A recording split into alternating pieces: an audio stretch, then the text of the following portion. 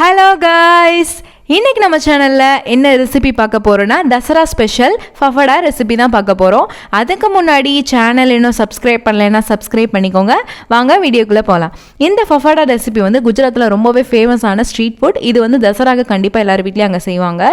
இதில் வந்து நம்ம ஃபஃபடா சட்னி, அதுக்கப்புறம் வந்து பப்பாளியில் சம்பாரோ அப்படின்ற ஒரு சாலட் செய்வாங்க. அதை தான் இந்த வீடியோவில் பார்க்க போகிறோம். வாங்க வீடியோக்குள்ளே போகலாம்.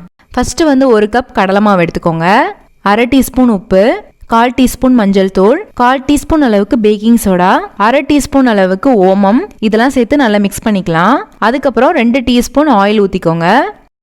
அதுக்கப்புறம் தண்ணி கொஞ்சம் கொஞ்சமாக ஆட் பண்ணி பிசைஞ்சிக்கலாம். நிறைய ஊற்றிடாதீங்க, இது கடலை மாவு வந்து ரொம்ப பிசு பிசுன்னு ஆயிரும். ஸோ கொஞ்சம் கொஞ்சமாக தண்ணி ஊற்றி பிசைஞ்சிக்கலாம். இப்போ வந்து சப்பாத்தி மாவு மாதிரி பிசைஞ்சாச்சு. இப்போ வந்து 1 டேபிள் ஸ்பூன் எண்ணெய் ஊற்றிக்கலாம். அது மேலேயே ஒரு 10 நிமிஷம் ஆகுது, அப்படியே விட்டுருங்க. அதுக்கப்புறம் எடுத்து சின்ன சின்ன பால்ஸாக உருட்டிக்கோங்க. சின்ன சின்ன பால்ஸாக உருட்டின பின்னாடி இந்த மாதிரி சிலிண்டர் ஷேப் கொடுத்துக்கோங்க. இப்போ வந்து சிலிண்டர் ஷேப் கொடுத்துட்டு ஏதாவது உட்டன் கட்டை எடுத்துக்கோங்க, இல்லைனா நீங்கள் சப்பாத்தி கட்டை கூட எடுத்துக்கலாம். சிலிண்டர் ஷேப் கொடுத்துட்டு நம்ம கையை வச்சு இந்த மாதிரி நல்லா ப்ரெஸ் பண்ணி இழுத்து விட்டுக்கலாம். இழுத்து விட்டுட்டு கத்தியை வச்சு எடுத்துக்கோங்க. இது வந்து ஃபஸ்ட்டு மெத்தட். அப்படி வந்து உங்களுக்கு கையில் அந்த மாதிரி வரலைன்னா அதே மாதிரி சிலிண்டர் ஷேப் கொடுத்துட்டு நல்லா சப்பாத்திக்கு தைக்கிற மாதிரி ரோலிங் பின்னை வச்சு நல்லா தேய்ச்சிக்கலாம். இப்போ பார்த்தீங்கன்னா நீட்டாக வந்துடும். அதை வந்து கத்தியை வச்சு நல்லா மெதுவாக எடுத்து விட்டுக்கோங்க. இப்போ பார்த்தீங்கன்னா நீட்டாக அப்பளம் மாதிரியே வந்துருச்சு. இப்போ வந்து ஒரு பேனில் ஆயில் நல்லா ஹீட் பண்ணிவிட்டு ஒவ்வொன்றா போட்டு நல்லா ஃப்ரை பண்ணி எடுத்துக்கலாம். இது 2 சைடும் போட்டு நல்லா ஃப்ரை பண்ணி எடுத்துக்கோங்க. நல்லா கோல்டன் கலரில் வரும், அப்போ எடுத்துக்கலாம்.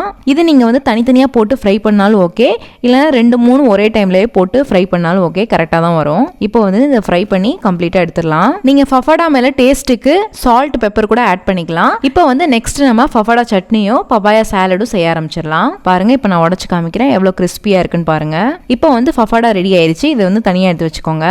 இப்போ வந்து ஒரு பப்பாளி காய் எடுத்துக்கோங்க.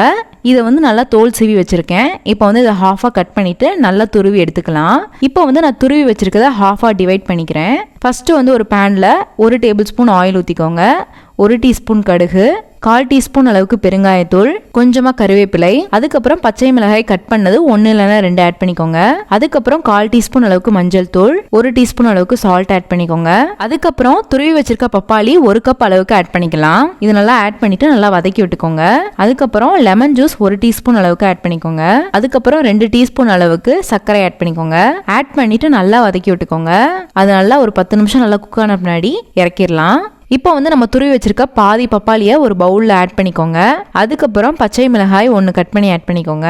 1/4 டீஸ்பூன் அளவுக்கு மஞ்சள் தூள், 1 டீஸ்பூன் அளவுக்கு சில்லி பவுடர், 1/2 டீஸ்பூன் அளவுக்கு சீரகத்தூள், 1/2 டீஸ்பூன் அளவுக்கு மல்லித்தூள், 1/2 டீஸ்பூன் அளவுக்கு உப்பு, அதுக்கப்புறம் 1 டீஸ்பூன் அளவுக்கு லெமன் ஜூஸ் ஆட் பண்ணிக்கோங்க.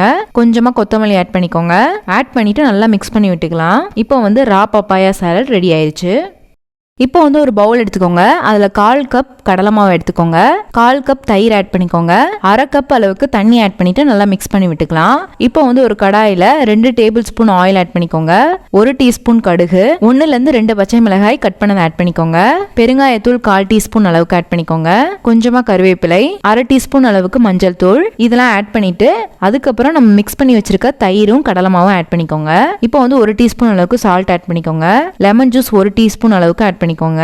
2 டீஸ்பூன் சுகர் ஆட் பண்ணிக்கோங்க. லாஸ்ட்டாக கொத்தமல்லி ஆட் பண்ணிட்டு நல்லா மிக்ஸ் பண்ணி விட்டுட்டு இறக்கிருங்க.